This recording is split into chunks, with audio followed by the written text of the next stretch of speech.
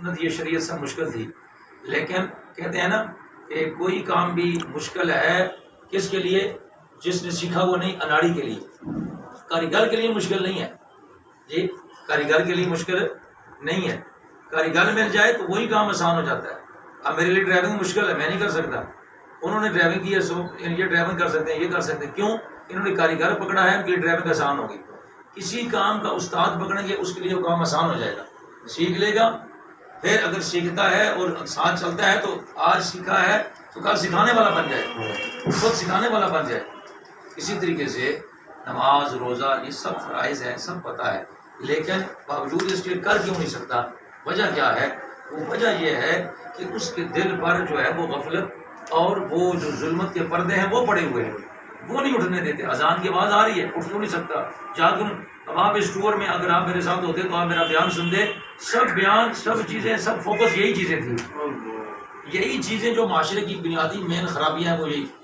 وہ کس وجہ سے؟ انسان کے اندر دو چیزیں، ایک ظاہری جسم ہے، ایک انسان کے اندر باطنی جسم ہے، اس کا یہ باطنی نظام ہے۔ جس طرح غذا ملتی ہے ظاہری جسم کی غذا ہے تو اس کے ذریعے سے وہ حاصل کرتا ہے تو ظاہری جسم طاقت توانا رہتا ہے۔ اگر ظاہری جسم کو غذا یا دوا یا علاج نہ کروائے تو یہ کمزور ہو جاتا ہے، بیمار ہو جاتا ہے، اپنی ایکٹیویٹیز چھوڑ دیتا ہے۔ اسی طریقے سے انسان کے اندر جو باطنی نظام ہے، روحانی نظام ہے، اس کی بھی غذا ہے۔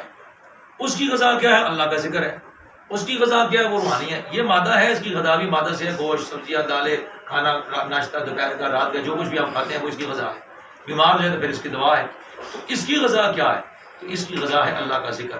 اب اس کو غذا ملتی نہیں، نتیجتاً یہ کیا؟ یہ کمزور ہے۔ اب یہ کمزور ہے، اس کو غذا نہیں ملی، اب وہ اس کا اللہ کا ذکر، روحانیت، وہ فیض برکت وہ نہیں ملی تو یہ کمزور ہو گیا۔ تو اب اذان کی آواز سن کے یہ توانا جسم اٹھتا کیوں نہیں؟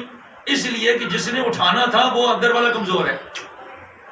اب وہ طاقتور ہوگا تو خود اس کو اٹھائے گا، یہ خود جائے گا، سوال ہی پیدا نہیں ہوتا۔ جتنی بڑی مصروفیت میں ہے وہ سب کو چھوڑ کے جائے گا۔ اب وہ توانا، وہ جسم، اس جسم کو غذا دعا کیا دینی ہے؟ اس کی بیماری کا علاج کیا ہے؟ تو اس کی بیماری کا علاج ڈاکٹر حکیم طبیب کریں گے، خود پتہ بھی چل جاتا ہے کہ درد ہے، مجھے تکلیف ہے، کوئی کھانسی، کوئی نزلہ، کوئی زکام، کوئی ادر جو ہے سمٹمز ہے میرے اندر، تو اس وجہ سے وہ علاج کرواتا ہے۔ اب اس کی جو ہے بیماری کا اور علاج کا پتہ ہی نہیں ہے، اور اس کی طرف ہماری توجہ ہی نہیں ہے کہ اس کا بھی علاج ہے، اس کی بیماری بھی ہے۔ تو روح کی بیماری، روح کی جو ہے وہ بیماری کی علامت ہی ہے کہ بندہ تندرست ہو کر بھی نماز نہیں پڑھ سکتا، بندہ تندرست ہو کر بھی روزہ نہیں رکھ سکتا، بندہ تندرست ہو کر بھی قرآن نہیں پڑھ سکتا۔ اسلام کے بارے میں کچھ پتہ ہی نہیں ہے۔ جو نیگیٹو ہمارے اندر جو عنصر آتا ہے نا، جو چیز آتی ہے وہ یہ ہے کہ ہم لوگ کسی ایسے بندے کی طرف نہیں جاتے کہ جس کے پاس علم ہو، صاحب علم کے پاس ہم نہیں جاتے۔ ہم آج کل دور ہی ایسا ہے، اس کو کہتے ہیں، یہ وہ دور ہے جسے ہم دور جاہلیت کہتے ہیں۔ وقت وہ آ گیا ہے، یہ ہمارا وہی وقت ہے۔ آپ دیکھیں، ہمارا کانسیپٹ، ہماری عورتیں گھروں کی، ان کا مائنڈ یہ ہے کہ جی کسی کا روزگار نہیں ہے تو کوئی پیر پکڑ لیا، کوئی تعویذ دھاگے والی کرنے والی ہوگی، جی اس خاتون کے پاس چلے گئے، وہاں سے پتہ چلا جی جادو ہے، ٹونا ہے، یہ ہے وہ ہے۔ ہم اپنے گھروں کو بیسیکلی خود تباہ کر رہے ہیں۔ اس تباہی کا بیسک جو بنیادی جو سیٹ اپ ہے کہ ہمیں اللہ کا، ہمیں پتہ ہی نہیں ہے کہ ہم کس طریقے سے خدا کے ساتھ رجوع کریں۔ دیکھیں اللہ تعالیٰ تو ایک نبی کریم صلی اللہ علیہ وسلم خود یہ فرماتے ہیں کہ اللہ کے پاس اللہ تو دلوں کے حال جانتا ہے، جب ماؤں سے زیادہ وہ اپنی اس سے پیار کرنے والے ہیں، تو وہ تو دل کے ہر وقت جو ہے وہ سنتے ہیں۔ مجھے ایک بزرگ تھے جی، میری جو نشست ہے، میرا سب سے زیادہ آنا جانا جو ہے نا جی وہ ہے جی گولڈا شریف، میں آتا جاتا سب سے زیادہ گولڈا شریف ہوں۔ اور جب عرفان صاحب نے مجھے آپ کے بارے میں بتایا تو میری دلی خواہش تھی، میرے دل کے اندر ایک درد تھا کہ آپ سے ملاقات ہو گئی، اور آپ کا آنا میرے لیے آمین۔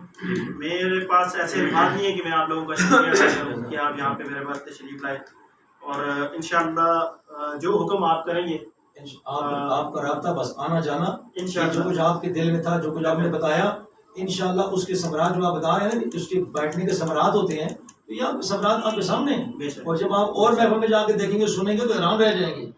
انشاءاللہ یہ ثمرات پھر انشاءاللہ آپ کے وجود پر خود آئیں گے اور آپ کے وجود سے آگے ملیں گے۔ آپ نے ایک ذکر کی بات کی کہ نیچے آیا اباب اترے، تو یہ ذکر کیا انہوں نے، اس پر ایک پیر صاحب کا واقعہ یاد آ گیا کہ وہ جس طرح جب گلی میں اترے نا جی، تو اب آپ آگے کھڑے تھے، انہوں نے اللہ کا ذکر کیا، تو آگے ایک چودھری صاحب کا بیٹا جا رہا تھا کتا پکڑے ہوئے، اس کے ساتھ بھی 2 لڑکے تھے، ہاں وہ مستی کرتے ہوئے جا رہے تھے. جب یہ پاس سے گزرے تو چودھری صاحب کا بیٹا ملا، جیسے مستیاں ہوتی ہیں خرمستیاں، تو اس نے ان کو کہا کہ اے بابا جی کی کر رہے گلیاں میں اللہ ہو اللہ ہو. آپ نے فرمایا پترا جنہاں گلیاں نو تو کتے پھیر کے ناپاک کر رہے ہیں میں انہوں نے پاک کر رہے ہیں. جن گلیاں کو تو کتے چلا کے نا ناپاک کر رہے ہو نا تم، اور ہاں وہ آگڑیاں مار کے ہم اللہ کا ذکر کر کے ان کو پاک کر رہے ہیں کہ گھروں میں بھی دور چلا جائے.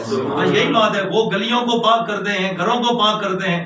اللہ کے فضل سے جب یہ پاک ہو جاتا ہے تو سارا ہی ماحول پاک ہو جاتا ہے، سارا ہی ماحول پاک ہو جاتا ہے. تیرا دل پاک ہو گیا، یہ سب کچھ ہو گیا.